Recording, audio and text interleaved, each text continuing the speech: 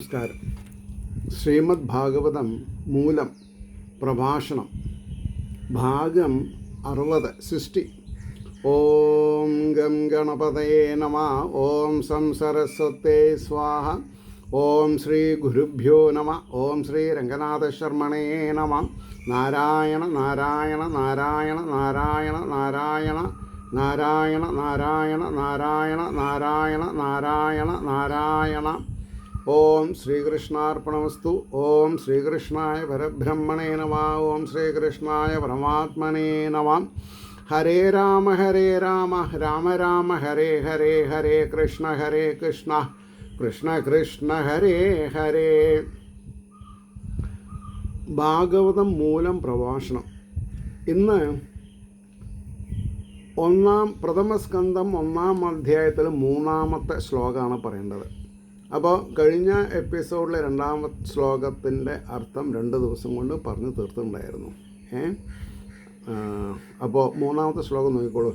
നിഗമകൽപതരോർഗളിതം ഫലം ശുഖമുഖാദമൃതദ്രവ സംയുതം ബിബത ഭാഗവതം രസമാലയം മുഹുരഹോ രസികാ ഭുവി ഭാവുകാഃ. നിഗമകൽപതരോർഗളിതം ഫലം ശുഖമുഖാദമൃതദ്രവ സംയുതം ബിബത ഭാഗവതം രസം ആലയം മുഹുരഹോ രസികാ ഭുവി ഭാവുകാഃ. ഇവിടെ അതിൻ്റെ വാക്കാർത്ഥം പറഞ്ഞത്, ഹേ സമർത്ഥന്മാരെ, ഭൂമിയിലുള്ള രസികന്മാരെ, ശുഗരുടെ മുഖത്തിൽ നിന്ന് ഒഴുകിയതും അമൃതദ്രവത്തോടു കൂടിയതും വേദമാകുന്ന കൽപ്പവൃക്ഷത്തിൻ്റെ ഫലവും ഭാഗവതം എന്ന നാമധേയമുള്ളതുമായ രസത്തെ ലയാവസ്ഥയിലും പിന്നെയും പിന്നെയും ഭാഗ്യമെന്ന വിചാരത്തോടുകൂടെ പാനം ചെയ്യുവാൻ. ഇതാണ് അതിൻ്റെ വാക്കിൻ്റെ അർത്ഥം. അപ്പോൾ ഇവിടെ രസമാലയം എന്നുള്ളതിന് എന്താ, ലയാവസ്ഥയിൽ നിന്നാണ്, ആലയം എന്നാണ്. ആലയം എന്ന് വായിക്കരുത്. ആലയം എന്ന് പറഞ്ഞാൽ വീട് എന്നർത്ഥം വരും. രസം ആലയം വളരെ ടെക്നിക്കൽ വാക്കാതെ. ആലയം ലയാവസ്ഥയിൽ ലയിക്കുക. ഭക്തൻ ഭാഗവതത്തിൽ ലയിക്കുക. അതാണ് ഭഗവാൻ ആയിത്തീരുന്നത്, അഹം ബ്രഹ്മാസ്മി ആയിത്തീരുന്നത്. ഇനി അതിൻ്റെ ഒരു ഭാവാർത്ഥം നോക്കുക. എല്ലാ ശാസ്ത്രങ്ങളെക്കാൾ ശ്രേഷ്ഠമായതുകൊണ്ട് മാത്രമല്ല ഇതിൻ്റെ ശ്രവണം ആവശ്യമാണെന്ന് പറയുന്നത്. വേറെ എന്തൊക്കെയാ റീസൺ? സർവശാസ്ത്രഫല സ്വരൂപമാണ് ഇത്. എല്ലാ ശാസ്ത്രങ്ങളുടെയും ഫലം ഒന്നായിട്ടുള്ളതാണ് ഭാഗവതം. അതറിയാണ്ട് പോയാൽ നഷ്ടമാണ് നമ്മൾക്ക്. എന്താ പറഞ്ഞത്? സർവശാസ്ത്രഫലസ്വരൂപമാണ് ഭാഗവതം. അപ്പോൾ അതുകൊണ്ട് പരമ ആദരത്തോടെ ഇതിനെ കേൾക്കേണ്ടതാണെന്ന് ഈ പദ്യം കൊണ്ട് പ്രസ്താവിക്കപ്പെടുന്നുണ്ട്. അപ്പോൾ ധർമ്മം അർത്ഥം കാമം മോക്ഷം എന്ന 4 വിധ പുരുഷാർത്ഥങ്ങളെ സമ്പാദിപ്പാനുള്ള മാർഗങ്ങളെ നന്നായി ഉപദേശിക്കുന്നതിനാൽ എന്നർത്ഥം വരിക, നിഗമയതി ബോധയതി, ബോധിപ്പിക്കുന്നു എന്ന കാരണത്താൽ. ബോധിപ്പിക്കുക, വേറൊരാളെ ബോധിപ്പിക്കുക. അതാണ് ഗുരു ശിഷ്യനോട് ചെയ്യുന്ന ഉപകാരം. നിഗമം എന്ന് വേദത്തിൽ പേർ സിദ്ധിച്ചു. നിഗമം എന്ന് പറഞ്ഞാൽ നിഗമം എന്ന് വേദത്തിന് പേർ സിദ്ധിക്കാനുള്ള കാരണം എന്താ? നിയമം എന്ന് പറഞ്ഞാൽ വേദം. അപ്പോൾ അത് എങ്ങനെ?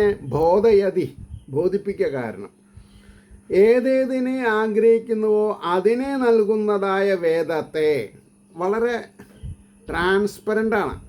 ഏതേതിനെ പുത്രനെ കാമിച്ചിട്ടാണോ? ഓ ശരി. കൊട്ടാരം വേണോ? ശരി. വാഹനം വേണോ? ആന വേണോ? കുതിര വേണോ? കഴുത വേണമെന്ന് പറയേണ്ട ഏതായാലും. പക്ഷേ ശരിക്കും നമ്മൾ എന്താ ചോദിക്കേണ്ടത്? ധർമാർത്ഥ കാമം ആയി കഴിഞ്ഞാൽ മോക്ഷം ചോദിക്കണം. മോക്ഷം ചോദിച്ചിട്ടില്ലെങ്കിൽ പിന്നെ ഭഗവാനോട് പറയാം, എനിക്ക് നിതാന്തമായ അന്തമില്ലാത്ത ഭക്തിയെ തരണേ, സംശുദ്ധമായ ഭക്തിയെ തരണേ. എന്താ അങ്ങനെ പറയാൻ കാരണം? ഭക്തി 2 വിധത്തിലുണ്ട് എന്ന് കഴിഞ്ഞ ശ്ലോകത്തിൽ വളരെ വിവരിച്ച് പറയുണ്ടായി. ശുദ്ധഭക്തി, ശുദ്ധമല്ലാത്ത ഭക്തി, അശുദ്ധ ഭക്തി. നിഷ്കാമകർമ്മം ശുദ്ധഭക്തി, ബാക്കിയുള്ളതൊക്കെ അശുദ്ധ ഭക്തി. ഏത് വേണമെന്ന് നിങ്ങൾക്ക് തീരുമാനിക്കാം. ഫലം അതേപോലെ ആവും ചെയ്യും. അപ്പോൾ ഏതേതിനെ ആഗ്രഹിക്കുന്നുവോ അതിനെ നൽകുന്നതായ വേദത്തെ തന്നെ കൽപ്പകവൃക്ഷമായി കൽപ്പിച്ചിരിക്കുന്നു. ശുകം എന്ന വാക്കിന് കിളി എന്നുകൂടെ അർത്ഥമുണ്ട്. ശുകം എന്ന് പറഞ്ഞാൽ എന്താണ്? കിളി. അതാണ് ഭാഷാപണ്ഡിതനായ ഭാഷാപിതാവായിരിക്കുന്ന തുഞ്ചത്തെഴുത്തച്ഛൻ കിളിപ്പാട്ട്, ഭാഗവതം കിളിപ്പാട്ട് രീതിയിൽ രചിച്ചു. വായിക്കണം, വായിച്ചു നോക്കണം. ഭക്തിപ്രസ്ഥാന കവിയാണ്. ആരെ? തുഞ്ചത്തെഴുത്തച്ഛൻ. ഭക്തി വന്നാൽ അദ്ദേഹത്തിന് ഡാം തുറന്നു വിട്ട കൂടുതലാണ്. എന്താ അങ്ങനെ പറയാൻ കാരണം? ഒഴുക്കാണ്. പിന്നെ ഭഗവാനെ സ്തുതിക്കുന്ന കാര്യത്തിൽ തുഞ്ചത്തെഴുത്തച്ഛനെ കഴിഞ്ഞിട്ട് വേറൊരു കവിയുള്ളൂ. അപ്പോൾ ശ്രീ ശുകബ്രഹ്മർഷിയാകുന്ന കിളി സർവരസങ്ങളെയും അതിക്രമിച്ചിരിക്കുന്ന ഭാഗവത മാധുര്യ രസത്തെ, ഭാഗവതം എന്താണെന്നാ പറഞ്ഞത്? ഭാഗവത മാധുര്യ രസത്തെ ഇതിൽ മതിരിക്കുന്നത് മാത്രമേ ഉള്ളൂ. ആസ്വദിച്ച് ലോകോപകാരത്തിനായി ശിഷ്യാ പരമ്പരയായിട്ട് ലോകത്തിൽ ഉറപ്പിച്ചിരിക്കുന്നു. എന്നിട്ടും നമുക്കത് കിട്ടുന്നില്ല. കാരണം എന്താ? നമ്മളതിനെ തിരയണില്ല. തിരഞ്ഞാലല്ലേ ഒരു വസ്തു കിട്ടുള്ളൂ. അപ്പോൾ ജന്മസാഫല്യത്തിനുള്ള എളുപ്പ വഴി കണ്ടുപിടിക്കാൻ, ജന്മസാഫല്യം എന്താ? ഞാൻ ജനിച്ചു എന്നുള്ളതിന് എന്താ പ്രമാണം? എനിക്ക് മോക്ഷം കിട്ടണം, അല്ലെങ്കിൽ ഞാൻ പറഞ്ഞ വാക്കുകൾ ഇവിടെ ഉണ്ടായിരിക്കണം ഭൂമണ്ഡലത്തിൽ. അപ്പോൾ എനിക്ക് വലിയ സ്മാരകങ്ങളൊന്നും കെട്ടാനുള്ള കാശില്ല എൻ്റെ കയ്യിൽ. അപ്പോൾ ഞാൻ എന്ത് ചെയ്തു? യൂട്യൂബ് ഭഗവത് കഥകൾ ഇപ്പം മോർ ദാൻ ഒരു 2750 പ്രഭാഷണമുണ്ട് എൻ്റെ ക്രെഡിറ്റിൽ. അതിൽ ശ്രീമദ് ഭാഗവതം, മറ്റേ സുബ്രഹ്മണ്യൻ തിരുമുമ്പിൻ്റെ 662 എപ്പിസോഡ്, അദ്ദേഹത്തിൻ്റെ തന്നെ ദേവി ഭാഗവതം, ഇപ്പോൾ മൂലം, അതിന് സൈമിൾട്ടേനിയസ്ലി ശ്രീകൃഷ്ണ കഥാമൃതം 568 569 എപ്പിസോഡായി. അപ്പോൾ പറഞ്ഞു വന്നതിൻ്റെ താല്പര്യം, അവരവർക്ക് എന്ത് ചെയ്യാൻ സാധിക്കും അത് ചെയ്യാം. അപ്പോൾ ജന്മസാഫല്യത്തിന് എളുപ്പവഴി കണ്ടുപിടിപ്പാൻ സാമർഥ്യമുള്ള ഹേ രസികന്മാരെ, ശ്രീ ശുകബ്രഹ്മർഷിയുടെ മുഖത്തിൽ നിന്ന് ഭൂലോകം മുഴുവൻ വ്യാപിച്ചതും, ഈ ഭാഗവതം ഭൂലോകം മുഴുവൻ വ്യാപിച്ചിട്ടുണ്ട്. കാരണം എന്താ? ഭഗവാന്റെ ചരിത്രമാണ്. അമൃതധാരയുടെ രസത്തോടു കൂടിയതും, മരണം ഉണ്ടാവില്ല വേണ്ട മാതിരി പഠിച്ചാൽ, സർവാഭിഷ്ടത്തെയും നൽകുന്ന വേദമാകുന്ന കൽപ്പകവൃക്ഷത്തിൻ്റെ രസം തന്നെ സ്വരൂപത്തെ ധരിച്ചത്. കൽപ്പകവൃക്ഷത്തിൻ്റെ സ്വരൂപമാണ് ഏത്? ഭാഗവതം. ഫലാകാരേണ പരിണമിച്ചതുമായ ശ്രീമദ് ഭാഗവതത്തെ മുക്തി സിദ്ധിച്ചിരിക്കുന്ന അവസരത്തിൽ കൂടെ വീണ്ടും പാനം ചെയ്യുവാൻ. മുക്തി സിദ്ധിച്ചിട്ടുണ്ടെങ്കിൽ കൂടി ഭാഗവതം അഭ്യസിക്കണം. അപ്പോൾ വൈകുണ്ഠത്തിലുള്ളതായ ഈ ഭക്തി മാഹാത്മ്യത്തെ പ്രകാശിപ്പിക്കുന്ന ഭാഗവതം ശ്രീ നാരദമുനിയുടെ കരുണയാൽ എനിക്ക്, അതായത് വേദവ്യാസർക്ക് സിദ്ധിച്ചു.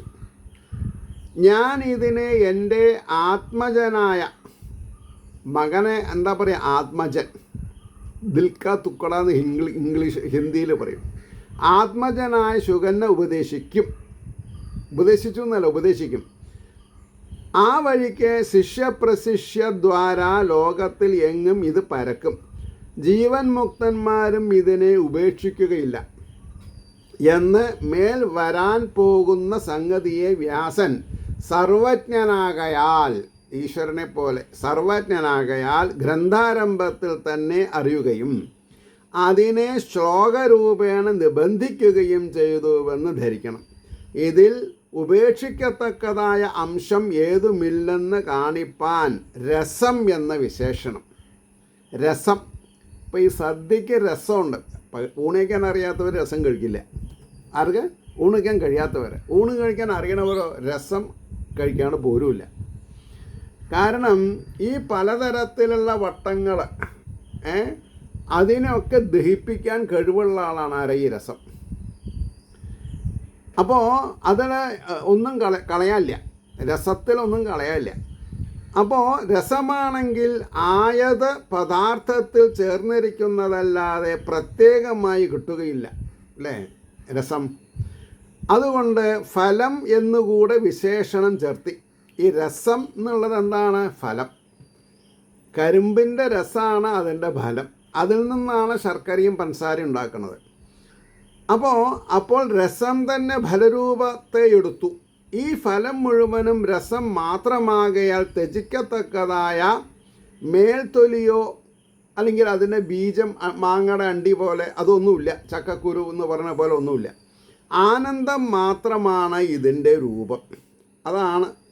അതിനെയാണ് നമ്മൾ അറിവില്ലായ്മ കാരണം തേടിപ്പോവാത്തത്. എന്തുകൊണ്ടാണ് ആൾക്കാർ നാരായണീയത്തിൽ മനസ്സ് വയ്ക്കണു, ഭാഗവത്തിൽ മനസ്സ് വയ്ക്കണില്ല? കാരണം എന്താ? ഇന്നത്തെ നിലയിലുള്ള വായന എത്ര വായിച്ചാലും നാരായണീയത്തിൻ്റെ ഫലം നമുക്ക് കിട്ടാൻ പോകുന്നില്ല. കാരണം എന്താ? നാരായണ ഭട്ടതിരിയുടെ വ്യുത്പത്തി നമ്മൾക്കില്ല തന്നെ. ഇത് സ്വന്തം ഭാഷയിൽ വളരെ രസമായിട്ട് പണ്ഡിറ്റ് ഗോപാൽ എന്ന അദ്ദേഹം ഭഗവാന് കാണിക്കയായിട്ട് സമർപ്പിച്ചിട്ടുള്ളതാണ് ഈ ആഖ്യാനം. അത് നമ്മൾ വാങ്ങില്ല. കാരണം എന്താ? പരിപക്വതാവസ്ഥ വന്നിട്ടില്ല എന്നർത്ഥം. വാങ്ങിയാൽ മതിയോ? പോരാ. സദാസേവ ഇതിനെ പല വായിച്ചിരിക്കണം. അതായത് ഒരു 40-45 വയസ്സിൽ ഈ പുസ്തകം വാങ്ങി വിചാരിക്കുക. അറ്റ്ലീസ്റ്റ് ഒരു വർഷത്തിൽ ഒരു പ്രാവശ്യമെങ്കിലും ഇതിൻ്റെ ആഖ്യാനം പഠിച്ചിരിക്കണം. അപ്പം നിങ്ങൾക്ക് അടുത്ത കൊല്ലം അത് വായിക്കാൻ തോന്നിയാൽ നിങ്ങൾ രക്ഷപ്പെട്ടു. അങ്ങനെ ഒരു 10-40 കൊല്ലം ഇത് വായിച്ചു വിചാരിക്കുക, ഉറപ്പിക്കാം നിങ്ങൾക്ക് മോക്ഷം ഉണ്ടെന്നുള്ളത്. എന്താ അങ്ങനെ പറയാൻ കാരണം? അത്രയും രസാനുഭൂതി ഉള്ളതാണ്. ഞാനത് ഒരു പ്രാവശ്യം എന്ന് പറഞ്ഞത് ഞാനൊരു എന്താണ് പറയാം, എല്ലാ ദിവസവും എന്ന് പറഞ്ഞില്ല എന്ന് മാത്രം, അത്രയേ ഉള്ളൂ. ഇത് ഒരു 10 പേജ് അല്ലേ, ഒരു 10 പേജ് അല്ലെങ്കിൽ ഒരു 10 അധ്യായം വായിക്കണം. അപ്പോൾ ഇവിടെ പറഞ്ഞു ഇത് ആനന്ദം മാത്രമാണ് ഇതിൻ്റെ സ്വരൂപം. അതുതന്നെയാണ് ജീവൻ മുക്ത നില. മുക്തി എന്ന് പറഞ്ഞാൽ എന്താ? ആനന്ദം അനുഭവിക്കുക. ആകയാൽ കർമ്മത്തെ പോലെ മുക്തി അനന്തരം ത്യാജം എന്ന ദോഷം ഇതിനില്ല. ത്യജിക്കേണ്ട ആവശ്യം വരില്ല. ആ യോഗ്യതയെ എല്ലാവർക്കും അറിയാൻ കഴിയില്ല. അത് ശരിയാണ്. ഈ ആനന്ദാനുഭൂതി അനുഭവിക്കുക എന്ന് പറഞ്ഞാൽ കുറച്ച് ബുദ്ധിമുട്ടുള്ള കാര്യമാണ്. അപ്പോൾ അഭിജ്ഞന്മാരും രസജ്ഞന്മാരുമായിരിക്കുന്ന പുണ്യവാന്മാർ മാത്രമേ അറിയുകയുള്ളൂ എന്ന് സാരം. ആരാണ് ഭാഗവതം ആനന്ദമാണ് എന്ന് പറയാൻ സാധിക്കുക? ദുർലഭം പേര്. 100 ആളിൽ 10 ആൾ. 100 ആൾ ഭാഗവതം പഠിക്കുന്നുണ്ടെങ്കിൽ അതിലൊരു 10 ആൾക്ക് ഇതിന് അനുഭവരസം കിട്ടിയാൽ അത്രയും നല്ലത്. അപ്പോൾ ഇവിടെ വിഷ്ണുപരമായ അർത്ഥം പറഞ്ഞിട്ടൊരു ഭാഗമുണ്ട്. വിഷ്ണുപരമായ അർത്ഥം എന്താ?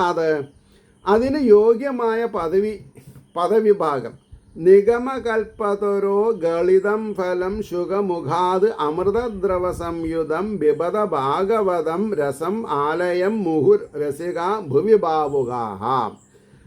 അതിനെ അന്വയിക്കുക എങ്ങനെയാണ്? രസികാഭാവുക നിഗമകൽപ്പതരോ ഭുവി ഗളിതം ഫലം ശുഖമുഖാത് അമൃതദ്രവ സംയുതം രസം ഭാഗവതം മുഹു ആലയം ബിബദ. അങ്ങനെയാണ് അന്വയിക്കുക. അപ്പോൾ അതിൻ്റെ അർത്ഥം എന്താ കിട്ടുക? അല്ലയോ രസികന്മാരായ ഭാവുകന്മാരെ, നിഗമകൽപ്പതരുവിൻ്റെ ഭൂവിൽ ഗളിതമായ ഫലമായും ശുഖമുഖത്തായും അമൃതദ്രവ സംയുതമായും രസമായുമിരിക്കുന്ന ഭാഗവതത്തെ നിങ്ങൾ പിന്നെയും പിന്നെയും ലയം വരെ പഠനം ചെയ്യുകയും ലയിക്കണത്. ഇനി അതിൽ ഭാവാർത്ഥം കുറച്ചുകൂടി ഗംഭീരമായിട്ട് ആ പദാർത്ഥങ്ങൾക്ക് ഞാൻ പോണില്ല, പറയാം. എന്തിനപ്പം ഞാൻ വേണ്ട വയ്ക്കുന്നത്. ഇവിടെ പറയണു രസികന്മാർ എന്ന് പറഞ്ഞാൽ എന്താ? രസത്തെ നന്നായി അറിയുന്നവർ രസികന്മാർ. വെറുതെ തലയാട്ടിയോണ്ട് രസികന്മാരാവില്ല. ഭാവുകന്മാർ എന്ന് പറഞ്ഞാൽ വിദ്വാൻമാർ അഥവാ സത്തിനെയും അസത്തിനെയും വേർതിരിച്ച് ഭാവന ചെയ്യുന്നവർ. വിദ്വാൻമാരെന്ന് പറഞ്ഞാൽ ഓം സതേ നമഃ ഓം അസതേ നമഃ എന്നുള്ള വിഷ്ണു സഹസ്രനാമത്തിലത്തെ വാക്കുകൾ ഭാഗവതത്തിൻ്റെ മാധ്യമത്തോടു കൂടി നമ്മൾ വായിക്കണം, പഠിക്കണം. അപ്പോൾ ഏതിനെ സ്വീകരിക്കണം, ഏതിനെ സ്വീകരിക്കരുത് അതറിയണം. അത് കഴിഞ്ഞാൽ നിഗമകൽപ്പതരു എന്ന് പറഞ്ഞാൽ വേദമാകുന്ന കൽപ്പകവൃക്ഷം, ഭുവി എന്ന് പറഞ്ഞാൽ ഭൂമി. പക്ഷേ അതിന് പ്രത്യേക അർത്ഥം പറഞ്ഞാൽ വൃന്ദാവന പ്രദേശം എന്ന് പ്രകൃതിക്ക് യോജിച്ച അർത്ഥം. വൃന്ദാവനത്തിൽ എന്തൊക്കെ പ്രകടമാവുന്നുണ്ട് അത് പ്രകടമാവുന്നതാണ് ഭൂമി. ഗളിതം എന്ന് പറഞ്ഞാൽ വീണത് വന്നിരിക്കുന്നതെന്ന് സാരം. ഇപ്പോൾ ശുഖബ്രഹ്മർഷി ഇങ്ങനെ ഭാഗവതം ചവച്ചരച്ച് വീഴണത് അതാണ് വന്നിരിക്കുന്നത് എന്ന് സാരം. അപ്പം വിഷയമായി സ്വീകരിക്കപ്പെട്ടതെന്ന് സാരം. വിഷയം അറിയേണ്ടതായ വിഷയം ഭാഗവതം മാത്രമാണ്. മറ്റുള്ളതൊക്കെ ശരീരത്തിന് കേടുണ്ടാക്കുന്നതാണ്. അഥവാ ഷുഗർ ആദിയായ മുനിമാരാൽ ആസ്വദിക്കപ്പെട്ടത് എന്നും ആവാം. ഇപ്പോൾ ആരൊക്കെ ഭാഗവതം പറയണു അതൊക്കെ നമുക്ക് ആസ്വദിക്കാം. ഗർഗഭാഗവതമുണ്ട്. അപ്പോൾ ഇങ്ങനെ പലതും. അപ്പോൾ അവരൊക്കെ ആസ്വദിക്കപ്പെട്ടത് എന്നും അർത്ഥമാവാം. അമൃതദ്രവ സംയുതം എന്ന് പറഞ്ഞാലോ അമൃതദ്രവത്തോട് നവനീതത്തോട് കൂടിയത് എന്നർത്ഥം. വെണ്ണ, നവനീതം എന്ന് പറഞ്ഞാൽ വെണ്ണ എന്നർത്ഥമുണ്ട്. കയ്യിൽ ധരിച്ച വെണ്ണയോട് കൂടിയത് എന്ന് സാരം. അഥവാ അമൃതത്തോടുകൂടെ വെണ്ണയും കയ്യിലെടുത്ത് ദ്രവത്തോടു കൂടിയത് ഓടുന്നത്, അല്ലെങ്കിൽ ഭക്തന്മാർ എന്നുള്ളതിൻ്റെ വേറൊരു വാക്കാണ് അമൃതന്മാർ, മരണമില്ലാത്തവർ. ഭക്തന്മാർക്ക് മരണമില്ല, ശുദ്ധഭക്തന്മാരാവണമെന്ന് മാത്രം. അപ്പോൾ അശുദ്ധഭക്തന്മാർ സ്വർഗം വരെ പോകുള്ളൂ. അവർക്ക് സത്യലോകത്തേക്കോ അല്ലെങ്കിൽ ദ്വിഭുജ കൃഷ്ണൻ്റെ ഗോലോകത്തേക്കോ വൈകുണ്ഠത്തിലേക്കോ സൂര്യമണ്ഡലത്തിലേക്കോ ഒന്നും പോകാൻ പറ്റില്ല. ഈ സ്വർഗം എന്ന് പറഞ്ഞാൽ ഏറെക്കുറെ എന്താണെന്നാ പറയുക, ചന്ദ്രലോകം എന്ന് പറയാം.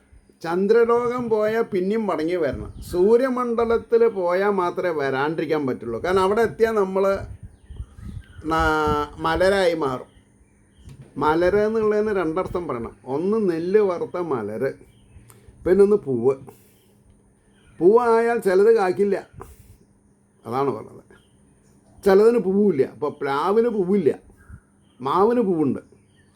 അപ്പോൾ ഇവിടെ അമൃതന്മാരിൽ എന്ന് പറഞ്ഞാൽ ഭക്തന്മാരിൽ ദ്രവത്തോടും ആർദ്രതയോടും ഭക്തന്മാരിൽ കരുണയുള്ളത് എന്നും ആവാം. ഭക്തപ്രിയനെന്ന് സാരം. ഭഗവാൻ ആരാ? ഭക്തപ്രിയൻ. ചിലയിടത്ത് പറയുന്നുണ്ട് ഭഗവാൻ ആരോടും പ്രിയമില്ല എന്നുള്ളത്. അങ്ങനെയല്ല, ഭഗവാന് പ്രിയമുണ്ട്. ആരോട്? ഭക്തന്മാരോട്. എന്നാൽ ഏകാന്ത ഭക്തന്മാർ എന്നൊരു വാക്കുണ്ട്. ഏകാന്ത ഭക്തന്മാർ എന്ന് പറയുന്നത് എന്താ അർത്ഥം? അവർക്ക് ഭക്തി മാത്രമേ ഉള്ളൂ, വേറൊന്നുമില്ല. അവരോട് ഭഗവാന് വിശേഷപ്പെട്ട പ്രിയുണ്ട്. ഇനി അപ്പോൾ പറയണു ഭക്തപ്രിയനെന്ന് സാരം. അപ്പോൾ ഈ രസം എന്നുള്ളതിന് ആനന്ദം അഥവാ രസമൂർത്തി, രസസ്വരൂപൻ എന്ന് പറഞ്ഞാൽ ശൃംഗാര, വീര, രൗദ്ര, ഹാസ്യ, ദയാ, ഭയാനക, ഭീഭത്സ, ശാന്ത, പ്രേമ, ഭക്തി എന്ന് 10 രസങ്ങളുണ്ട്. നമ്മൾക്ക് സാധാരണ നവരസങ്ങളേ ഉള്ളൂ. അപ്പോൾ ഇവിടെ ശൃംഗാരം, വീരം, രൗദ്രം, ഹാസ്യം, ദയ, ഭയാനകം, ഭീഭത്സം, ശാന്തം, പ്രേമം, ഭക്തി, ഇങ്ങനെ 10 രസങ്ങൾ തന്നെ സ്വരൂപമായവൻ എന്നർത്ഥം. ഭഗവാന്, ഭക്തന് അത് വേണ്ട, ഏത് ഭയാനകവും ബീഭത്സവും ഒന്നും വേണ്ട. അപ്പോൾ ഭാഗവതം എന്ന് പറഞ്ഞാൽ ഭഗവാന്റെ സ്വരൂപം. അതാണ് എൻ്റെ ഗുരുനാഥൻ വെരി പ്രോംപ്റ്റാണ്. ഭാഗവതത്തിനെ സരസ്വതി പീഠത്തിലല്ലാണ്ട് വയ്ക്കാൻ സമ്മതിക്കില്ല. കൈ പിടിച്ച് വായിക്കാൻ പാടില്ല. നിലത്ത് വെച്ച തല്ലും അദ്ദേഹം. ഞാനൊരു അതിശയോക്തി പറഞ്ഞത് കേട്ടോ, അദ്ദേഹം നമ്മളെ തല്ലില്ല, ചീത്ത വിളിക്കും. അതെനിക്ക് എപ്പോഴും ഓർമ്മയുണ്ട്. അദ്ദേഹത്തിൻ്റെ പാസ്റ്റ് ടൈം എന്താ, കിട്ടിയ കടലാസൊക്കെ 1-2 കടലാസ് ലെയർ പശ വെച്ച് ഒട്ടിച്ച് കത്തിരി കൊണ്ട് അതിനൊരു രൂപം ഉണ്ടാവും. എന്നിട്ടൊരു ഏതെങ്കിലും തരത്തിൽ ഒരു വർണ്ണക്കടലാസ് കിട്ടിയാൽ അതിന് ഓം എന്ന് സംസ്കൃതത്തിൽ അല്ലെങ്കിൽ ഹിന്ദിയിലുള്ളത്, മലയാളത്തിലുള്ള ഓമല്ല, അത് ഒട്ടിക്കുക അതിൽ. എന്നിട്ട് വരുന്നവർക്കൊക്കെ ഈ ഗ്രന്ഥത്തിന് എവിടെ വായിച്ച് നിർത്തിയത് അവിടെ മാർക്കർ പോലെ വയ്ക്കാൻ സൗകര്യം ചെയ്യും. ഏതോ ഒരു സ്ത്രീ ഒരു ദുർബല നിമിഷത്തിൽ അവ എല്ലാവർക്കും ചുക്കുവെള്ളം കൊണ്ടുവച്ചിട്ടുണ്ട് കുടിക്കാൻ, അത് മൂടി വെച്ചു. അദ്ദേഹം പറഞ്ഞു, ഞാൻ ഇതിന് വേണ്ടിയിട്ടല്ല നിങ്ങൾക്ക് തന്നത്, ചുക്കുവെള്ളം മൂടി വയ്ക്കാനുള്ളതല്ലാതെ. ഇത് ഭഗവാന്റെ പ്രത്യക്ഷ രൂപമാണ് ഈ ഓം എന്നുള്ളത്. പ്രണവം എന്നുള്ളത് പ്രപഞ്ചത്തിൻ്റെ വാചകമാണ്, ഒന്നും എഴുതേണ്ട ആവശ്യമില്ല. ഓം നമ എന്ന് പറഞ്ഞാൽ പ്രപഞ്ചത്തിലുള്ള എല്ലാ ജീവജാലങ്ങളെയും നമസ്കരിച്ചു എന്നാണ്. കാരണം എല്ലാ പരമാത്മ ചൈതന്യങ്ങളെയും നമസ്കരിച്ചു എന്നാണ്. അപ്പോൾ അദ്ദേഹത്തിന് എന്താണെന്നാ പറയുക, ക്ലിപ്തമായ ധാരണയുണ്ട് അദ്ദേഹം എന്താ ചെയ്തിട്ടുള്ളത് എന്നുള്ളത്. അതിലൊന്നാണ് എനിക്ക് ഗുരുവായി എന്നുള്ളത്. I am so proud. കാരണം എന്താ, അദ്ദേഹം തന്നെ പറഞ്ഞിട്ടുണ്ട്, ഒരു 2000 ചില്ലാൻ ആൾക്കാർ അദ്ദേഹത്തിന് ശിഷ്യപ്പെട്ടിട്ടുണ്ടെന്നാണ് പറഞ്ഞത്. പക്ഷേ നമ്മൾ മാത്രമേ അതിലൊരു പ്രസ്ഥാനമായിട്ട് മുന്നോട്ട് വന്നതും അത് ഒരു പ്രസ്ഥാനമായിട്ട് ഡെവലപ്പ് ചെയ്തതും. അതിന് കാരണം കുറച്ച് ഡീസൻ്റായിട്ടുള്ള ശ്രോതാക്കൾ എൻ്റെ വാക്കുകളെ അനുഗമിക്കണം. എൻ്റെ വാക്കുകളല്ല, ഭഗവാന്റെ വാക്കുകളെ അനുഗമിക്കണം. ഞാൻ അതിനൊരു നിമിത്തം മാത്രം. പക്ഷേ ആ നിമിത്തത്തിൽ ഞാൻ കരകയറി. എല്ലാം കൊണ്ടും ഞാൻ കരകയറി, എല്ലാം കൊണ്ടും ഞാൻ കരകയറി. അതുകൊണ്ടാണ് എനിക്ക് ഇപ്പോൾ 2005 ജൂൺ 5-ാം തീയതി ആണ് അദ്ദേഹം കാലഹരണപ്പെട്ടത് എന്ന് പറഞ്ഞാൽ മരിച്ചത്. എന്നാൽ എന്നെ സംബന്ധിച്ചിടത്തോളം എൻ്റെ ഓരോ എപ്പിസോഡിലും അദ്ദേഹം ജീവിക്കാം.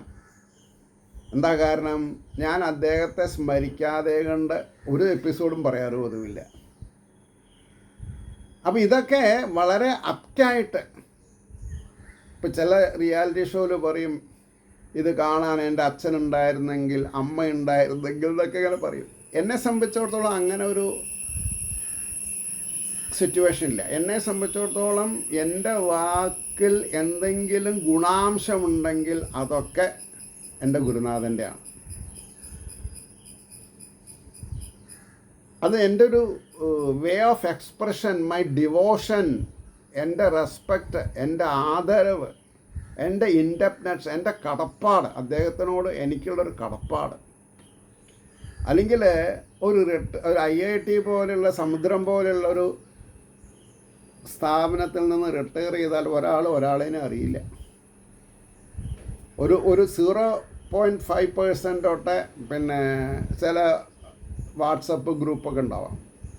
പക്ഷേ എന്നെ ആൾക്കാരെ അറിയണു, അവർ പിന്നെന്താണെന്ന് പറയുക, നമ്മളോട് പ്രതികരിക്കണോ നല്ല നിലയിൽ. അതാണ് ഭാഗവതത്തിൻ്റെ മഹിമ, പരമശൈവം. അപ്പോൾ ഇവിടെ ഭാഗവതം ഭഗവാന്റെ സ്വരൂപം, ലയം എന്ന് പറഞ്ഞാൽ മോക്ഷം, രസം ആലയം. ഭാഗവതമാകുന്ന രസം, ഭഗവാന്റെ രൂപം നമ്മൾക്ക് എന്തിനു ഉപകരിക്കണം? വീടുണ്ടാക്കാനല്ല, കാറ് വാങ്ങാനല്ല, കല്യാണം കഴിക്കാനല്ല, കുട്ടികളെ ഉണ്ടാവാനല്ല, മോക്ഷത്തിലേക്ക്. ലയം, മോക്ഷം. മുമുക്ഷുത്വം. അപ്പോൾ ലയം എന്ന് പറഞ്ഞാൽ മോക്ഷം. അപ്പോൾ ആ ഭാഗവത രസത്തെ പാനം ചെയ്യുക, അപ്പോൾ മോക്ഷം ഉണ്ടാവും. ആസ്വദിക്കുക എന്നും സാരം. ആസ്വാദനം എന്നുള്ള അത് വലിയൊരു ഭാഗമാണ്. മനസ്സിലായില്ലേ? ദുഃഖത്തെ ആസ്വദിക്കാൻ പഠിച്ചാൽ ആനന്ദം തന്നെ വരും. നോക്കൂ, എൻ്റെ കർമ്മഫലങ്ങളെ തിട്ടപ്പെടുത്തുന്നതാരാ? എൻ്റെ ഉള്ളിലുള്ള ഈശ്വര ചൈതന്യം. അപ്പോൾ എപ്പോഴും വെളുത്തവാവ് വരുമോ? ഇല്ല. ഒരു വെളുത്തവാവ് കഴിഞ്ഞാൽ ഒരു കർത്തവാവ് വരും, ഒരു കർത്തവാവ് കഴിഞ്ഞാൽ ഒരു വെളുത്തവാവ് വരും. പക്ഷേ നമ്മൾ ചന്ദ്രമണ്ഡലം വിട്ടിട്ട് സൂര്യമണ്ഡലത്തിലേക്ക് പോകാനുള്ള കഴിവ് ആര് തരുന്നുണ്ട്? സൂര്യനാരായണമൂർത്തി ഭാഗവതത്തിൻ്റെ മാധ്യമത്തിൽ കൂടെ. അതാണ് ആസ്വദിക്കണം എന്ന് പറയാൻ കാരണം. അപ്പം മേൽക്കാണിച്ച പദാർത്ഥങ്ങളെ കൂലങ്കഷമായി പരിശോധിച്ചാൽ കിട്ടുന്ന സാരം എന്താണ്? അല്ലയോ വിദ്വാൻമാരെ, നിങ്ങൾ മുക്തിപര്യന്തം ശ്രീ ഭഗവാന്റെ, കൃഷ്ണൻ്റെ, നന്ദകുമാരൻ്റെ രമണീയ സ്വരൂപത്തെ ധ്യാനദൃഷ്ടിയാൽ കണ്ട് അനുഭവിച്ച് ആനന്ദിക്കുവൻ. ഗുരുവായൂരപ്പനെ, കൃഷ്ണനെ കൃഷ്ണ എന്ന് പറഞ്ഞ് ചെരിഞ്ഞ് എത്തി നോക്കിയിട്ട് യാതൊരു കണ്ണും കാണില്ല. അതെങ്ങനെ? അതൊരു മൂർത്തിയാണ്. മൂർത്തിയിൽ നമ്മൾ ചന്ദനം തേക്കണു, പല പല ലേപനങ്ങളും ചെയ്യണു, അതൊക്കെ ശരി, ഞാൻ സമ്മതിച്ചു. പക്ഷെ ഇവിടെ രമണീയ സ്വരൂപത്തെ എന്നാണ് പറഞ്ഞത്. രമണീയം ഏത്? ഭാഗവതത്തിലെ രമണീയ സ്വരൂപനായിട്ട് നിലകൊള്ളുന്നു എന്നാണ്. അതെങ്ങനെ? ധ്യാനദൃഷ്ടിയാൽ, ധ്യാനിച്ചും കൊണ്ട് കണ്ട് അനുഭവിച്ച് ആനന്ദിക്കുവൻ. ധ്യാനദൃഷ്ടിയാൽ ആണ് പറ്റുള്ളൂ. അകക്കണ്ണുകൊണ്ട് എന്നർത്ഥം പറയണം. അപ്പോൾ പറഞ്ഞു, നിർഗുണ ബ്രഹ്മം ധ്യാനത്തിന് വിഷയമല്ലാത്തതിനാൽ, ഞാൻ പറഞ്ഞതന്നെ, നിർഗുണ ബ്രഹ്മം ധ്യാനത്തിന് വിഷയമല്ലാത്തതിനാൽ ഭക്തന്മാരെ അനുഗ്രഹിപ്പാനായി സ്വേച്ഛയാ സ്വീകരിച്ച വേണുഗോപാല സ്വരൂപത്തെ നിരന്തരം, വേണുഗോപാല, അതാണ് ആ വേണുഗോപാല, അതായത് ഓടക്കുഴലിൽ പിടിച്ചിട്ടുള്ള ഗോപാലൻ. അപ്പോൾ പറഞ്ഞു, വേണുഗോപാല സ്വരൂപത്തെ നിരന്തരം ധ്യാനിച്ച ഹൃദയത്തിൽ കാണുവിൻ എന്ന അന്വയം. ആ സ്വരൂപം എവിടെയാണ് ആദ്യം വിഹരിച്ചത്? വൃന്ദാവന പ്രദേശത്തിൽ. അപ്പോൾ നമ്മുടെ മനസ്സിനെ ഒരു വൃന്ദാവനമാക്കി മാറ്റാൻ ആർക്കേ കഴിവുള്ളൂ? അവരവർക്കേ കഴിവുള്ളൂ. എനിക്ക് കഴിവില്ല നിങ്ങളിൽ ഒരാളുടെ മനസ്സിനെ വൃന്ദാവനാക്കാൻ. എനിക്ക്, ഞാൻ പറഞ്ഞില്ലേ, എൻ്റെ സ്പൗസ്, എൻ്റെ കുട്ടികൾ പറ്റില്ല. എനിക്ക് എൻ്റെ മനസ്സ് വൃന്ദാവനാക്കാം. അപ്പം നിങ്ങൾക്ക് നിങ്ങളുടെ മനസ്സിനെ വൃന്ദാവനമാക്കണം എന്നുണ്ടെങ്കിൽ നിങ്ങൾ തന്നെ എഫർട്ട് എടുക്കണം, അധ്വാനിക്കണം. അല്ലാതെ കൊണ്ട് കണ്ണേ കരളെ വിളിക്കുന്ന ഒരാൾക്ക് നമുക്ക് വൃന്ദാവനം പ്രസൻറ്റ് ചെയ്യാൻ പറ്റില്ല, ഈശ്വരനെ തരാൻ പറ്റില്ല. നമ്മുടെ ഉള്ളിലുള്ള ഈശ്വരനെ നമ്മൾക്കേ അറിയാൻ പറ്റുള്ളൂ, വേറൊരാൾക്ക് അറിയാൻ പറ്റില്ല, അറിയിക്കാൻ പറ്റില്ല. അപ്പോൾ വൃന്ദാവന പ്രദേശത്തിൽ അത് കേവലമായ മനുഷ്യരൂപമെന്ന് നിങ്ങൾ കരുതേണ്ട. വേദമാകുന്ന കൽപ്പവൃക്ഷത്തിൻ്റെ ഫലമാണ് ആ സ്വരൂപം. നമ്മൾക്കിപ്പോൾ ഈ കൃഷ്ണൻ എന്ന് പറഞ്ഞാൽ നീലകൃഷ്ണൻ, വെളുത്ത കൃഷ്ണൻ, മഞ്ഞകൃഷ്ണൻ, പല രൂപത്തിലും നമുക്ക് എന്ത് കിട്ടുന്നുണ്ട്? ഫോട്ടോസ് കിട്ടും, അല്ലെങ്കിൽ BOP മൂർത്തികൾ കിട്ടും. പക്ഷെ അത് വേദമാകുന്ന കൽപ്പവൃക്ഷത്തിൻ്റെ ഫലമാണ് എന്നുള്ളത് എത്ര ആൾക്കറിയാം? ഈ മൂർത്തിയുടെ രൂപം ഉണ്ടാക്കുന്ന ആൾക്കറിയില്ല, അതിനെ പെയിൻ്റ് അടിക്കണവർക്ക് അറിയില്ല, അതിനെ കാശ് പെശകി വാങ്ങി വീട്ടിൽ കൊണ്ടുവന്ന് വെച്ചിട്ടുള്ളവർക്കും അറിയില്ല. ഭാഗവതം തുറന്ന് വായിച്ചിട്ടുള്ളവർക്ക് മാത്രമേ, അതും അതിൻ്റെ അർത്ഥതലങ്ങൾ അറിഞ്ഞവർക്ക് മാത്രമേ. വായിക്കാൻ പഠിച്ചത് കൊണ്ട് അയ്യോ, വായിക്കാൻ പഠിച്ചത് കൊണ്ട് ഇത് ആനന്ദം തരുന്ന വസ്തുവാണെന്ന് അറിഞ്ഞിട്ടില്ലല്ലോ. അപ്പോൾ അത് അറിയണമെന്നുണ്ടെങ്കിൽ ഇത് കൽപ്പകവൃക്ഷത്തിൻ്റെ ഫലമാണ് ഈ ഭാഗവതം എന്ന് മനസ്സിലാവണമെങ്കിൽ സജ്ജന സംസർഗം കൂടിയേ കഴിയും. അപ്പോൾ വേദത്തെ കൽപ്പകവൃക്ഷമായി കരുതണം. ഈ കരുതുക എന്ന് പറഞ്ഞാൽ എന്താ ഇല്ലേ? ഈ എന്തോ മാത്തമാറ്റിക്സിൽ n=0. ഞാൻ കരുതില്ല എന്ന് പറഞ്ഞാൽ രണ്ട് പട കിട്ടും പണ്ടത്തെ കാലത്ത്. ഇപ്പോഴത്തെ വേണ്ടെങ്കിൽ വേണ്ട, നീ വേണമെങ്കിൽ പഠിച്ചാൽ മതി പറയും. വേണമെങ്കിൽ മതി. അപ്പോൾ ഈ കൽപ്പിക്കുക, കരുതുക, ശോധന ചെയ്യുക, മനസ്സിരുത്തുക.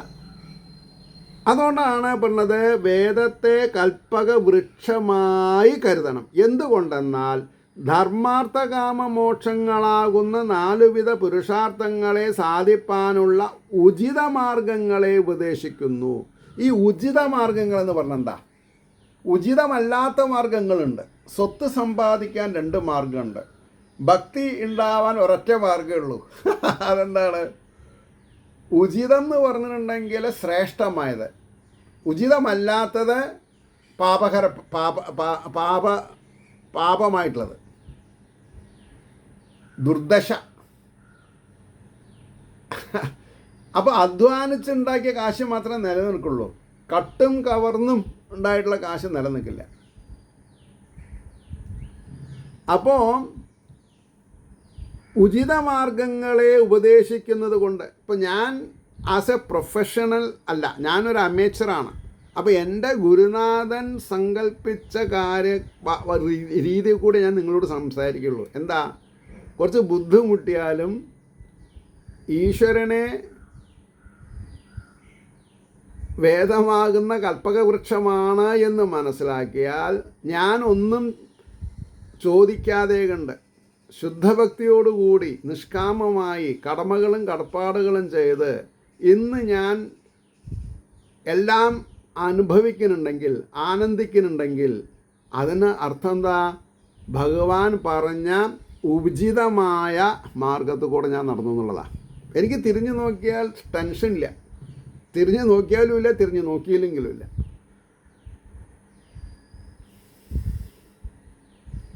അപ്പോൾ എന്താഗ്രഹിക്കുന്നുവോ അത് അവർക്ക് അതിനെ നൽകും. ആരെ? ഭഗവാൻ. അതിനാൽ ആ വേദം കൽപ്പകവൃക്ഷം തന്നെ. എന്നാൽ ഇന്ദ്രാദിദേവന്മാരെ ഉപാസിപ്പാൻ വേദം ഉപദേശിക്കുന്നില്ല. ഈശ്വരനെ ഉപാസിക്കാനാണ് പറഞ്ഞത്. അപ്പോൾ ഇന്ദ്രാദിദേവന്മാർക്ക് മോക്ഷം തരാനുള്ള അർഹതയില്ല. മനസ്സിലായില്ലേ? അപ്പോൾ ആ ദേവന്മാരും അതിൻ്റെ ഫലങ്ങളല്ലയോ എന്ന് ശങ്കിക്കണ്ട. ആദ്യത്തെ 3 പുരുഷാർത്ഥങ്ങളും ക്ഷയിഷ്ണുക്കളും നശ്വരങ്ങളുമാകയാൽ അവ നികൃഷ്ടങ്ങളാണ്. ഒരു മിനിറ്റ്. ധർമ്മം, അർത്ഥം, കാമം, ഇത് 3ഉം നികൃഷ്ടങ്ങളാണ്. എന്താ? ഉന്നതജാത കുലതനാണെന്നുള്ള വിചാരം വരാൻ പാടില്ല. അപ്പോൾ ധർമ്മം നശിക്കും, അർത്ഥം നശിക്കും, കാമം നശിക്കണം. അതുകൊണ്ടാണ് ആദ്യത്തെ 3 പുരുഷാർത്ഥങ്ങളും ക്ഷയിഷ്ണുക്കളും, ശ്രദ്ധിക്കണം, നശ്വരങ്ങളുമാകയാൽ, നശിക്കുന്നതുമാകയാൽ അവ നികൃഷ്ടങ്ങളാണ്. ഉത്തമ പുരുഷാർത്ഥം മോക്ഷമാണെന്ന് വേദസിദ്ധാന്തം. 4 പടികൾ കയറാതെ കണ്ട് 3 പടികൾ കയറാണ്ട് 4-മത്തേക്ക് എത്തില്ല. അവിടെ എത്തിയാൽ പിന്നെ ഈ 3 നികൃഷ്ടങ്ങളായി. പടിയാറും കടന്ന് അവിടെ ചെല്ലുമ്പോൾ ശിവനെ കാണാറാകും ശിവശംഭോ. അത് പടികളല്ല, അതെന്താണ്? അവസ്ഥകളാണ്. നമ്മുടെ ഉള്ളിൽ സൂക്ഷ്മരൂപത്തിലുള്ള ചക്രങ്ങൾ, അതിനെ ഭേദിച്ചിട്ട് ജീവൻ സഹസ്രാരപത്മത്തിലെത്തുമ്പോഴാണ് എന്തുണ്ടാവുന്നത്? ആനന്ദം അനുഭവിക്കുന്നത്. അപ്പോൾ ഇവിടെ ഉത്തമ പുരുഷാർത്ഥം മോക്ഷമാണെന്ന് വേദസിദ്ധാന്തം. മോക്ഷസ്വരൂപനാണ് കൃഷ്ണൻ. അതായത് കൃഷ്ണൻ ധർമ്മസ്വരൂപനല്ല, അർത്ഥസ്വരൂപനല്ല, കാമസ്വരൂപനല്ല. ഭഗവാൻ മോക്ഷസ്വരൂപനാണ്. അതാണ് 16,008 കൺസോർട്സ് ഉണ്ടെങ്കിലും അദ്ദേഹം ബ്രഹ്മചാരിയാണ് എന്ന് മനസ്സിലാവും നമുക്ക്. അപ്പോൾ ഈ 10 കുട്ടികളുണ്ടായതോ അത് ഭാവനാവൈഭവമാണ്. ഇതറിയാതെ കണ്ട് ഞാനൊരു 10 കല്യാണം കഴിച്ചില്ലാന്ന് വിചാരിച്ചാൽ അത് അപകടമാണ്. ഈശ്വരനെ അനുകരിക്കരുത്, ഈശ്വരനെ അനുമോദിക്കൂ എന്ന് മാത്രമേ പറഞ്ഞുള്ളൂ. അപ്പോൾ പറഞ്ഞു കൃഷ്ണോപാസകന്മാർക്ക് മാത്രമേ മോക്ഷം സിദ്ധിക്കുകയുള്ളൂ. അതാണ് ഈ ശിവനും ബ്രഹ്മാവിനെയും ഉപാസിച്ചതുകൊണ്ട് മോക്ഷമായില്ല. കൃഷ്ണൻ അല്ലെങ്കിൽ വിഷ്ണുോപാസകന്മാരെന്ന് പറയാം. അപ്പോൾ കൃഷ്ണോപാസകന്മാർക്ക് മാത്രമേ മോക്ഷം സിദ്ധിക്കുകയുള്ളൂ. അതിനാൽ ക്ഷുദ്രങ്ങളായ അർത്ഥാദികളെ നൽകുവാൻ മാത്രം. എന്താ ക്ഷുദ്രാദികൾ? അപ്പം നോക്കൂ, ക്ഷുദ്രങ്ങളായ അർത്ഥാദികളെന്നായി അർത്ഥം. കാശ് ധനം വന്ന ക്ഷുദ്രായി, വന്നവനും വന്നവൻ്റെ 4 ഭാഗത്തുള്ളവനും. നേരെ മറിച്ച് എൻ്റെ സ്നേഹിതന്മാരൊക്കെ എന്നെപ്പോലെ വിചാരധാരകളുള്ളവരാണ്, അല്ലെങ്കിൽ ഞാൻ അവരെ ആക്കും. അത് മാത്രമേ എനിക്ക് അല്ലെങ്കിൽ അവർ എന്നിൽ നിന്ന് വിട്ടുപോകും. അപ്പോൾ ക്ഷുദ്രങ്ങളായ അർത്ഥാദികളെ നൽകുവാൻ മാത്രം അർഹരായ ഇന്ദ്രാദിദേവന്മാരെ. ഇപ്പോൾ നമ്മൾ പല സ്ഥലത്തും സ്വർണം കുമിഞ്ഞിട്ടുള്ള ക്ഷേത്രങ്ങളുണ്ട്. ഞാൻ പേരെടുത്ത് പറയണില്ല, കാരണം എനിക്ക് ആരെയും ദണ്ണപ്പെടുത്തേണ്ട ആവശ്യമില്ല. അപ്പോൾ കൃഷ്ണനെ ആരാധിക്കാനേ പറഞ്ഞുള്ളൂ, കൃഷ്ണൻ്റെ മായയെ ആരാധിക്കാൻ പറഞ്ഞിട്ടില്ല. അപ്പോൾ ഈ ഭഗവതി ക്ഷേത്രങ്ങളൊക്കെ എങ്ങനെ വന്നു? ചിലവർക്ക് നിർബന്ധം മറ്റുള്ളവർക്ക് മോക്ഷം വേണ്ട എന്ന് പറഞ്ഞ് നിങ്ങളെ ഈ ഗുരുതിയും തലവെട്ടി പൊളിക്കലും ആയിട്ട് കഴിഞ്ഞോളും. അപ്പോൾ ഭദ്രകാളി പൂജ ചെയ്യണ്ടെന്ന് ഞാൻ പറഞ്ഞില്ല കേട്ടോ. ഭദ്രകാളി അമ്മയാണ്, അല്ലാതെ കണ്ടും വേറൊരാൾക്ക് മാരണമാവുന്ന രീതിയിൽ മാട്ടും മാരണമാവാൻ പോലെ ഭദ്രകാളീനെ ഉപാസിക്കരുത്. അത് നമ്മൾക്ക് തന്നെ തിരിച്ചടിയാവും. അതാ ജഡഭരതൻ്റെ കഥ വായിച്ച് മനസ്സിലാക്കി അറിയുകയും ചെയ്യാം. അപ്പോൾ ഈ നാരായണത്ത് ഭ്രാന്തൻ്റെ കഥ പറഞ്ഞാൽ ഭദ്രകാളിക്ക് മോക്ഷം കൊടുക്കാനുള്ള അവകാശമില്ല. മരണം ഒരു ദിവസം നീട്ടാനോ കുറയ്ക്കാനോ അധികാരമില്ല എന്ന് വന്നു കഴിഞ്ഞാൽ, അപ്പം ഇതെല്ലാം മനസ്സിലാക്കിയിട്ട് ഇൻഡയറക്റ്റായിട്ട് പറയണോ, നിങ്ങൾ എന്ത് ചെയ്താൽ മതി, മരത്തിൻ്റെ മൂട്ടിൽ വെള്ളം ഒഴിച്ചാൽ മതി, ബ്രാഞ്ചസുകൾ വേണ്ടാന്ന് പറഞ്ഞു. അപ്പോൾ ബാക്കി ഇതര ദേവന്മാരൊക്കെ ബ്രാഞ്ചസ്സാണ്. അതിൽ പ്രധാനം വിഷ്ണുവാണ് അല്ലെങ്കിൽ കൃഷ്ണനാണ്. അപ്പോൾ പാപങ്ങളെ കർഷിക്കാൻ സാധിക്കാത്തവർക്ക് എങ്ങനെയാണ് മോക്ഷം കൊടുക്കുക? അപ്പോൾ വേറെ ഒരു പദത്തിനും കർഷിക്കുക എന്നുള്ള അർത്ഥം വരില്ല, കൃഷ്ണന് മാത്രമേ ഉള്ളൂ. അതുകൊണ്ട് കൃഷ്ണോപാസകന്മാർക്ക് മാത്രമേ മോക്ഷം സിദ്ധിക്കുകയുള്ളൂ. അതിനാൽ ക്ഷുദ്രങ്ങളായ അർത്ഥാദികളെ നൽകുവാൻ മാത്രം അർഹന്മാരായ ഇന്ദ്രാദിദേവന്മാരെ വേദകൽപ്പവൃക്ഷത്തിൻ്റെ ശാഖകളായും, സ്റ്റെമ്മില്ലാണ്ട് തടിയില്ലാതെ കൊണ്ട് ബ്രാഞ്ചസ് ഉണ്ടാവില്ല. തടി ഉണങ്ങിയാൽ ബ്രാഞ്ചസ്. അതാണ് കംസനാണെങ്കിലും രാവണനാണെങ്കിലും അസുരന്മാരെന്താ പറഞ്ഞിട്ടുള്ളത്? വിഷ്ണു സംബന്ധമായ കാര്യങ്ങളില്ലാതെ കണ്ടായാൽ നമ്മൾക്ക് ആധിപത്യം സ്ഥാപിക്കാം. വിഷ്ണു ഉള്ളിടത്തോളം കാലം വേറൊരാൾക്കും ആധിപത്യം സ്ഥാപിക്കാൻ പറ്റില്ല. അപ്പോൾ പറഞ്ഞു, വേദകൽപ്പവൃക്ഷത്തിൻ്റെ ശാഖകളായും അവരാൽ നൽകപ്പെടുന്ന സ്വർഗാധിഫലങ്ങളെ പല്ലവ പുഷ്പാദികളായിട്ടും, അതായത് ചെടിയിലെ ബ്രാഞ്ചസ്സായിട്ട് മാത്രമേ വേദം നിശ്ചയിച്ചിട്ടുള്ളൂ. ഫലസ്വരൂപൻ ശ്രീകൃഷ്ണൻ മാത്രമാണ്, വേറെ ആരുമില്ല. ഫലം തരാൻ, മോക്ഷം തരാൻ.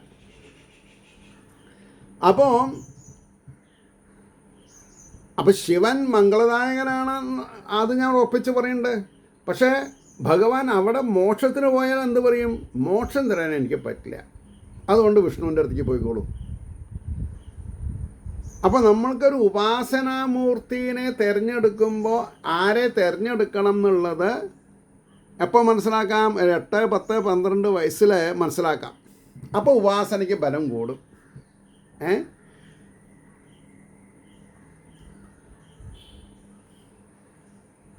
അപ്പോൾ ആകയാൽ രസികഭാവുകന്മാരായവർ ശ്രീകൃഷ്ണനെ തന്നെ ഭജിക്കണം. രസികഭാവുകന്മാരായവർ ശ്രീകൃഷ്ണനെ തന്നെ ഭജിക്കണം. നിഗമയതി എന്ന് പറഞ്ഞാൽ ബോധയതി, പുരുഷാർത്ഥോചിത മാർഗങ്ങളെ ഉപദേശിക്കുന്നു, അറിയിപ്പിക്കുന്നു. അപ്പോൾ പറഞ്ഞു, അതുകൊണ്ടാണ് നിഗമം എന്ന വേദത്തിന് അർത്ഥം വന്നു. നിഗമം എന്ന വേദത്തിന്, നിഗമാർത്ഥം എന്ന വേദത്തിന് പേർ വന്നു. ഈ അർത്ഥത്തെ ആസ്പദമാക്കിയിട്ടാണ് മേൽ കാണിച്ച അർത്ഥകൽപ്പനം. വേറൊരു വിധത്തിലും അർത്ഥം പറയാം.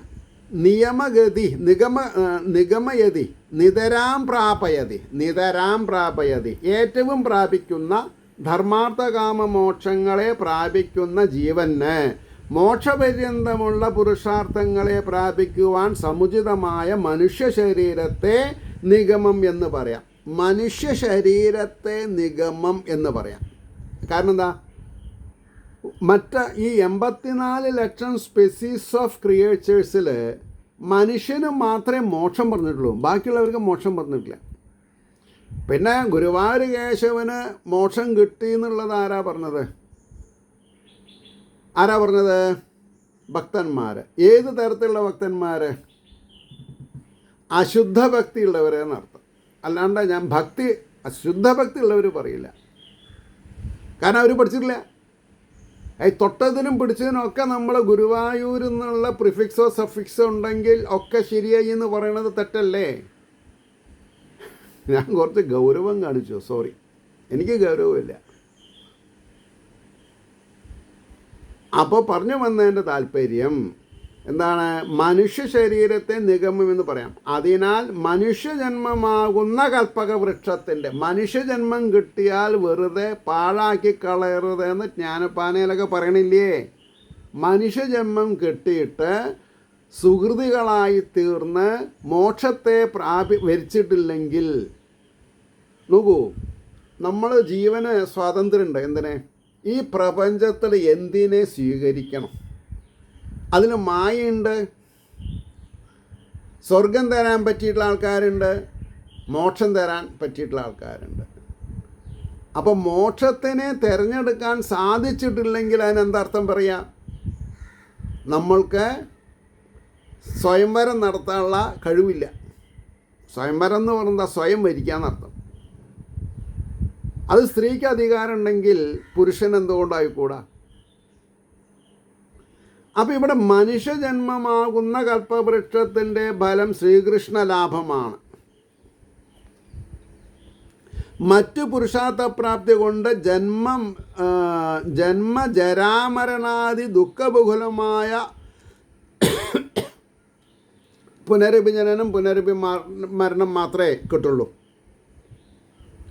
അപ്പോൾ കൃഷ്ണപ്രാപ്തി കൊണ്ട് മാത്രമേ ദുഃഖങ്ങളെ ആത്യന്തിക നാശവും ആനന്ദപ്രാപ്തിയുമാകുന്ന മോക്ഷം സിദ്ധിക്കുകയുള്ളൂവെന്ന് വേദശിരസ്സായ ഉപനിഷത്തുകളും പുരാണങ്ങളും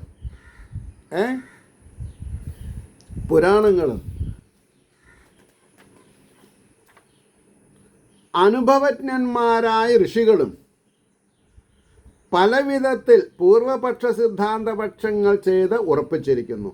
ദുർലഭോ മാനുഷോ ദേഹോ ദേഹിനാം ക്ഷണഭംഗുര തത്രാപി ദുർലഭം മന്യേ വൈകുണ്ഠ പ്രിയദർശനം. എന്താ പറഞ്ഞത്? ദേഹികൾക്ക് മനുഷ്യജന്മം ലഭിക്കുക എന്നത് വളരെ ദുർലഭം. ആ മനുഷ്യ ശരീരമോ ബഹുകാലം നിൽക്കുന്നതുമല്ല. എപ്പോഴാണ് കാറ്റ് പോവാന്ന് പറയാൻ വയ്യ. അപ്പോൾ 8, 10, 12 വയസ്സിൽ ഭാഗവതം അധ്വാനിച്ച് പഠിച്ചാൽ കൃഷ്ണനെ നമുക്ക് നഷ്ടം വരാതെ കണ്ട് കഴിയും. ഭാഗവതത്തിൻ്റെ പരിസമാപ്തി എവിടേക്കാണ് പോണത്? മോക്ഷത്തിലേക്ക്. അവ ജനനം വരുന്ന കാമനകളിൽ കൂടെ സഞ്ചരിക്കരുത്. അതിന് ഹൃദയഗ്രന്ഥിനെ ഭേദിക്കാൻ സാധിക്കണം എന്നൊക്കെ നമുക്ക് പറയാൻ പറ്റും. ആ മനുഷ്യ ശരീരമോ ബഹുകാലം നിൽക്കുന്നതുമല്ല. മനുഷ്യത്വം സിദ്ധിച്ചാൽ തന്നെ വിഷ്ണു ഭക്തന്മാരെ കണ്ടുകിട്ടുന്നത് അതിനേക്കാൾ ദുർലഭം. എല്ലാവരും മനുഷ്യന്മാരാണ്. ഇപ്പോൾ ഞാനൊരു ഉദാഹരണം പറയാം. ഞാനത് പറയില്ല വിചാരിച്ചു, പിന്നെ പറയാം. കാറ് ഓടിച്ച് പോകുന്ന ഒരു റീലിട്ടപ്പോൾ എനിക്ക് ഒരു 100-200 ആൾ കണ്ടു. ഇന്നലെ ഞാനൊരു പോസ്റ്റ് ഇട്ടു FBയിൽ. എന്താ പോസ്റ്റ്? ശ്രീകൃഷ്ണ കഥാമൃതം എന്ന പ്രഭാഷണം സീരിയൽ നന്നായി പോകുന്നുണ്ട്.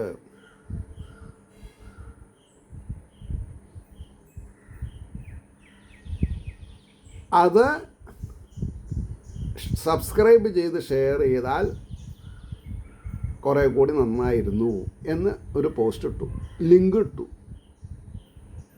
ഇന്ന് നേരം വെളിച്ചാകുമ്പോൾ വരെ ഒരൊറ്റ കുട്ടി അത് നോക്കിയിട്ടില്ല, അല്ലെങ്കിൽ അത് ലൈക്ക് ചെയ്തിട്ടില്ല, കമൻറ്റ് ചെയ്തിട്ടില്ല.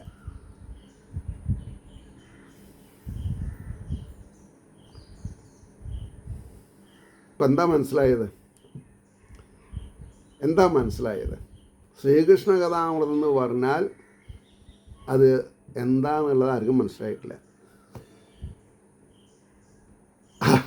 അപ്പോൾ അതിന് ഒരു തൊഴലെങ്കിലും കിട്ടിയിട്ടുണ്ടെങ്കിൽ ആ ശ്രീകൃഷ്ണ എന്നുള്ള വാക്കിന് ബഹുമാനമായിട്ട് അതിൻ്റെ ഫോട്ടോ ശ്രീകൃഷ്ണൻ്റെ ആണ്. അപ്പോൾ പറഞ്ഞു വന്നതിൻ്റെ താല്പര്യം, ലൗകികത്തിനെ തിരസ്കരിക്കാൻ അല്ലെങ്കിൽ ലൗകികത്തിൽ ഇരുന്നു കൊണ്ട് ആധ്യാത്മികതയുടെ നേരെ നോക്കാൻ കൂടി നമ്മളെ കൊണ്ട് ആവണില്ല. അതെന്തോ ഒരു അപരാധം.